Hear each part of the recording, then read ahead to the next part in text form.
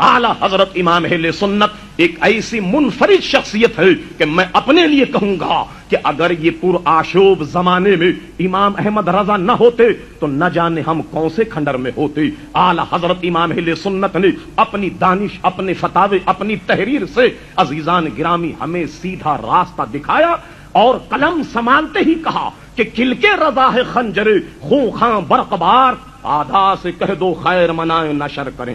یہ مانا کہ کہتے ہیں کہ ان کی تحریر میں تشدد ہے، مگر ایک مرتبہ اس کا ذکر صدر الافاضل بدر المماثل مفتی نعیم الدین مراد آبادی رحمت اللہ علیہ نے کیا کہ حضور آپ کی قلم میں بڑی شدت ہے، آپ کچھ نرمی اختیار کریں تاکہ وہ لوگ جو آپ سے محبت نہیں رکھتے وہ آپ کی تحریر پڑھیں. امام اہل سنت کا مسلک سنیے کیا.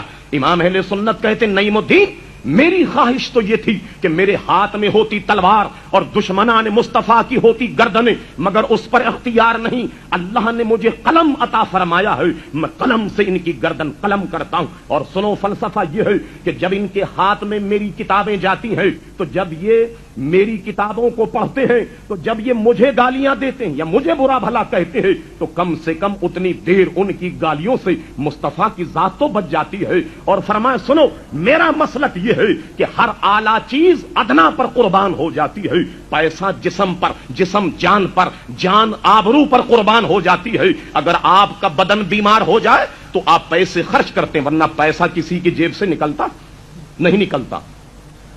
بیمار ہو گئے، پیسہ بہت عزیز مگر جان سے عزیز نہیں.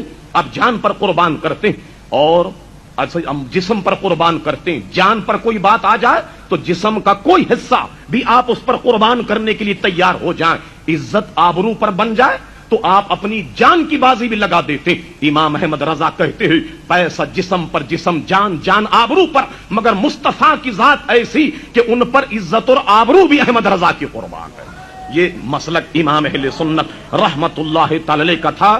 عزیزان گرامی حقیقت تو یہ ہے کہ اعلی حضرت امام اہل سنت نعت کہتے ہوئے انتہا کو پہنچ گئے تو کہتے ہیں عزیزان گرامی کہ سرور کہوں کہ مالکو مولا کہوں تجھے، باغ خلیل کا گل زیبا کہوں تجھے، تیرے تو وصف عیب تناہی سے ہیں بری، حیران ہوں میرے شاہ میں کیا کیا کہوں تجھے. لیکن رضا نے ختم سخن اس پہ کر دیا کہ خالق کا بندہ خلق کا آقا کہوں تجھے. اور حقیقت یہ ہے کہ اس زمانے میں علماء تو ہیں لیکن امام احمد رضا کوئی نہیں ہے. لگتا یہ ہے کہ بالکل یہ عالم سونا ہے اور وہ خود کہتے ہیں کہ کیوں رضا آج گلی سونی ہے. ارے اٹھ میرے دھوم مچانے والے.